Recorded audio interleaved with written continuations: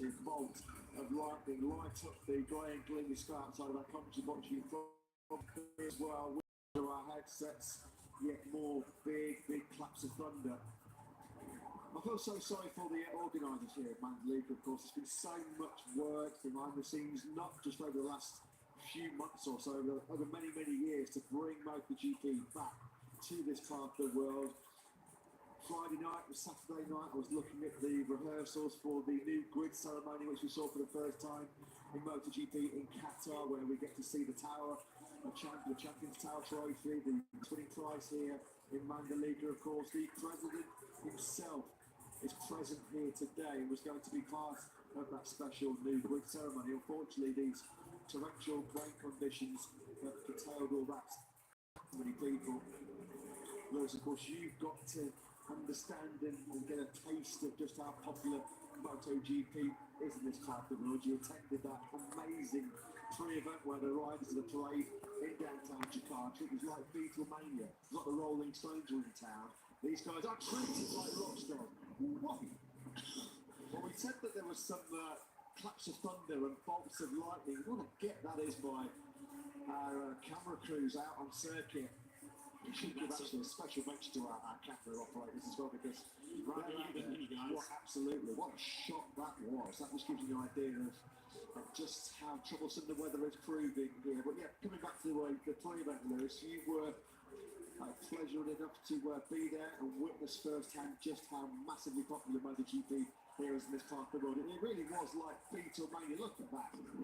Off in the distance, we are getting the thunderstorms that were forecast. Yes, it's a spectacular sight, or not the spectacular sight that I think anyone wanted to watch. I was actually shaking because this thunder is so fierce. Yeah, I was about to say, the parade that we saw on Wednesday was like nothing I've ever experienced. Neither was that. The feeling under our shoes in this commentary box, which was shaking with the cylindrical storm. Yeah, it was a tremendous day on Wednesday, it has to be said.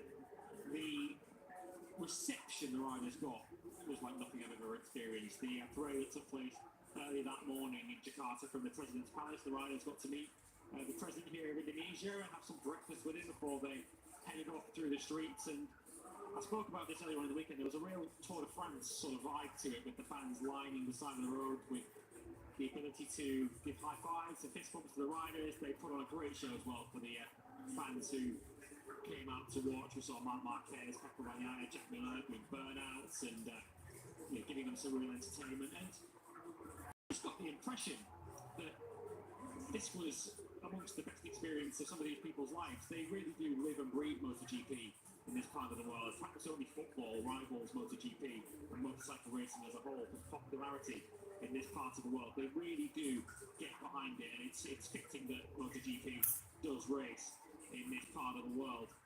And yeah, the reception the riders got was incredible. Paul Espargaro spoke, as you mentioned a moment ago, that they felt like rock stars coming through the city centre, and were then essentially mobbed when they got to the nearby Kempinski Hotel where the parade came to a close. It was a memorable start to this week in Indonesia. The welcome we've had from the locals and from the organisers has been absolutely top-notch. As you say, they've put in an enormous amount of work to really bring this circuit up to standard.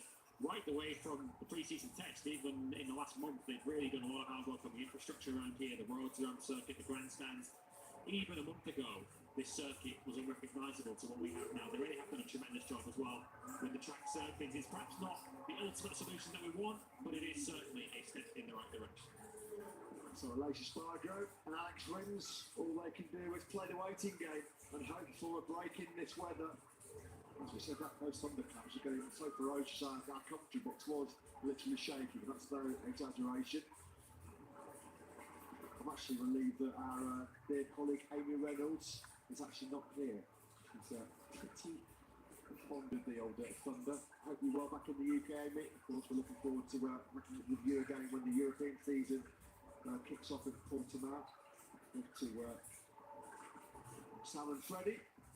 You will be relieved, I'm sure, watching from home, that you are back over the UK and not experienced this torrential thunderstorms. But continue to give the latest updates then to the paddock and the pit lane. Fabio Quartararo still just trying to keep himself cool, keep himself relaxed. Will he hopefully get to start in his first pole position since the Catalonia battle in Barcelona last June. Now then, here we go then. The pit lane is not going to open until 15:45 local time at the earliest. So the next update we are going to get will be in 25 minutes. So obviously, as you'd expect, the race organisers, the Mandalika organisation, in cooperation with the FIM, with Dorna and Airtech, we are giving ourselves the best possible chance of having this Grand Prix of Indonesia to take place. But the pit lane will not open then now before 15:45 local time. There's going to be constant monitoring, of course, of the weather forecast. We've got the most sophisticated weather prediction systems in place. Let's pop back down to pit lane and talk to Simon Crayfire, the first rookie into Q2 this year. A truly brilliant performance in Q1 yesterday by Fabio Di Giannantonio, only beaten by Paco Bagnaia. When you looked at the list of names that were behind it, it was a truly astonishing performance to get himself through into Q2. And he was due to start the race from 11th place. Let's hear from the Brazilian man down in pit lane with Simon. Fabio, your effort yesterday in qualifying made us all smile. It was pretty impressive considering the amount of time you've had on the MotoGP bike.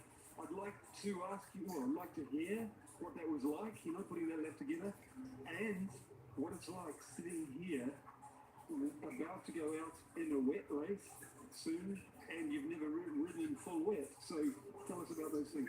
Well, I was so happy about yesterday because from Qatar we did a great step on the setup of the bike, and I was really confident, especially on the front, so I could push really hard especially in the qualifying for time attack. Honestly, in Q2 I was not, let's say, 100% because I did the FP3, FP4, Q1 also in Q2, so I was a bit tired, honestly. For this also I couldn't reply the 31.6 of the Q1, but yeah, it was a great lap, honestly. I was super happy about that. And I'm here waiting. Honestly, it's a pity that at the moment we cannot race because the conditions are what they are. But I'm just waiting. For sure, before a race, you are always so focused and try to be in the zone. But now everything is a bit lost, because we are just waiting. We don't know what to do. Maybe we go out, maybe we go in, maybe we cannot go. It's a pity. And also, I would like to race in a normal condition, with wet, but normal condition, because I would like to try the MotoGP bike on rain. But at the moment, seems a bit too much, let's say. Fabio, I imagine the team have, and Ducati have so much experience in the wet, they just put a setting that they tell you will work. Do you have any input on how you want the setting, or you just trust them and go ride it? Well, for sure we start from our base setup of the drive, and we do all the modifyings for the wet. But honestly, I don't have any feedbacks. Also, then say to me, go out and enjoy, because we don't know anything. So also for me, it would be my first time, and I'm waiting.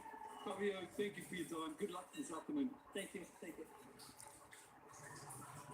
Scenes you didn't expect to see at 3:15 on race day Sunday, the Indonesian Grand Prix. The entire pit lane is this lady an audience here. Well, to be honest, let's hope this works. Apparently this is a local rain ritual. Desperate times and all Banish that. away these clouds. Let's hope this lady's efforts pay off, because we all want to see a GP race take place here in Indonesia. Well, if the rain stops, we do get a race. She should get the 25 points, quite frankly. Yeah, absolutely. She got a special award at the end of the season from the FIM and from Dorna. Let's keep our fingers crossed that we are going to get the race that we've all come here for, the very first Grand Prix of Indonesia in 25 years. There you can see that at the front of your screens. The pit lane will not open before 15:45 local time. The big issue we may have, in addition to the obvious issue, which is the quantity of rain that's falling, is the sunlight. It's due to get dark here around about 6:30, just before 6:30 local time. So we've got around 3 hours to play with before it starts to get dark here, and you just wouldn't be able to race, even if it was bone dry. So we are going to get to the stage at some point where that does become a deciding factor. But of course, at the moment, still no reason to panic necessarily too yet. We've still got plenty of time for conditions to hopefully improve. And of course, with Moto 3 and Moto 2 having already raced out today, this is rather different to perhaps a scenario that might be coming to people's heads of Silverstone in 2018. We have only one more race to go. Mark Marquez was hoping to start it Speaking to our colleagues at the Zone with Spanish TV, he's speaking that he feels good, a little bit stunned, but he is okay. We of course saw Marc Marquez on his feet, and of course heading to the hospital by the air ambulance, but under his own steam, his own 2 feet. And we of course hope to see Marc Marquez back in action in 2 weeks' time when we return to after we honour to see him go through another circuit, much like the race that follows that. Because for the Grand Prix of America, 2 circuits with Marc Marquez, a great success in the past. Yeah, good to hear, Mark.